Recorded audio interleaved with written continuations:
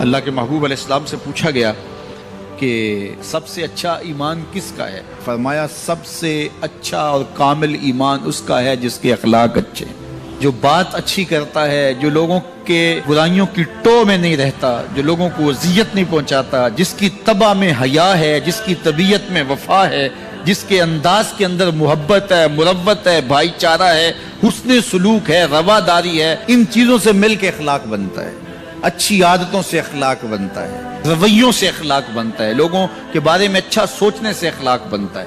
تو اچھے خلق رکھنے والا شخص اچھے ایمان کا حامل ہے۔ بہتر ایمان اس کا ہے جس کے خلق اچھے ہیں، جس کا کردار اچھا ہے، اور جس کا کردار اچھا نہیں ہے تو سنیے اللہ کے محبوب نے ارشاد فرمایا، فحش مزاجی اور فحش گوئی، بیہودہ بولنا اور بیہودہ طرز زندگی اختیار کرنا، فرمایا یہ دونوں چیزیں اسلام سے نہیں ہیں، ان کا اسلام سے کوئی تعلق نہیں۔ اسلام تو لطیف دین ہے، اسلام تو خوبصورت دین ہے، اسلام تو دین محبت ہے۔ فرمایا تم میں سے سب سے اچھا اسلام اس کا ہے جس کے خلق اچھے ہیں۔ اور اللہ کے محبوب نے فرمایا بُعِثْتُ لِأُتَمِّمَ مَكَارِمَ الْأَخْلَاقِ، میں اس لیے بھیجا گیا ہوں کہ میں اخلاقیات کی قدروں کو بلند کر دوں، اخلاقیات کی قدروں کو اونچا کرنے کے لیے، ان کی تکمیل کے لیے میں بھیجا گیا ہوں۔ اور اللہ کے محبوب کے اخلاق ایسے ہیں کہ خود میرا رب کہتا ہے اِنَّكَ لَعَلَىٰ خُلُقٍ عَظِيمٍ، محبوب تیرے خلق عظیم ہے۔ تو جس کے خلق کو میرے رب نے بھی عظیم کہا، وہ خلق کتنے عظیم ہوں گے۔ اللہ اکبر۔ حضرت سیدنا انس بن مالک رضی اللہ تعالیٰ عنہ فرماتے ہیں 10 سال میں نے حضور کی خدمت کی ہے، اور 10 سال میں ایک بار بھی ایسا نہیں ہوا کہ میرے حضور نے مجھے جھڑکا ہو۔ کیا محبت تھی، کیا پیار تھا، کیا خلق تھا۔ خلق اودے نے مولئی دنیا، خلق اودے نے مولئی دنیا، کوئی ورلائی جان بچاوے، آزم ایڈا سونا ماہی سنو کدرے نظر نہ۔ کچھ ان کے خلق نے، کچھ ان کے کردار نے کر لی مسخر ساری دنیا شہ ابرار۔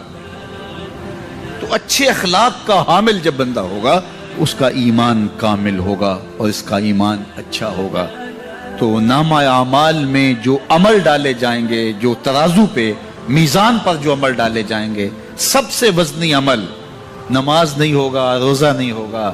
سب سے وزنی عمل کون ہوگا؟ جو پلڑے کو جھکا دے گا، وہ حسن خلق ہے۔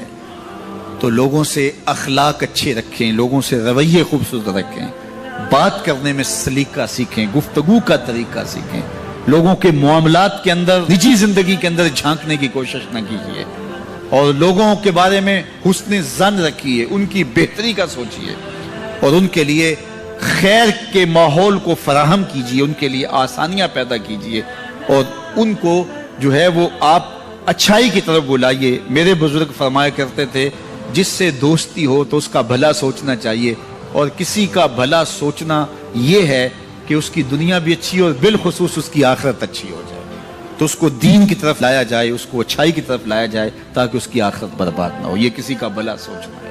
تو اچھے اخلاق کا حامل شخص ہی ایک اچھا مسلمان ہوتا ہے۔ صوم و صلات سے کوئی شخص نہیں پہچانا چاہتا، یہ تو اس کا ذاتی معاملہ ہے۔ کسی شخص کی پہچان اس کے اخلاق سے ہے۔ نکاح کرنے کے حوالے سے بھی اللہ کے محبوب نے ہمیں جو رہنما اصول دیا، فرمایا جس کے اخلاق اور جس کا دین تمہیں پسند آ جائے اس سے اپنی بیٹی کا نکاح کرو۔ تو وہاں دولت دیکھنے کی تلقین نہیں کی گئی۔ اگر یہ قدریں ہوں گی ہماری، ایک دوسرے سے جڑنے کی، ایک دوسرے سے قریب ہونے کی، رشتہ داریاں کرنے کی، تو پھر اچھا معاشرہ تشکیل پائے گا۔ اور جب ہماری جو ہے وہ ترجیحات اس سے ہٹ کر کے ہوں گی تو پھر اچھا معاشرہ تشخیص نہیں پائے گا۔ آج اس سے تعلق جوڑا جاتا ہے جس کے پاس دولت کی کثرت ہو یا کوئی صاحب اقتدار ہو، تو لوگ اس سے تعلق رکھتے ہیں، چاہے اس کے اخلاق کتنے ہی برے کیوں نہ ہو، اس کے رویے کتنے ہی تلخ کیوں نہ ہو۔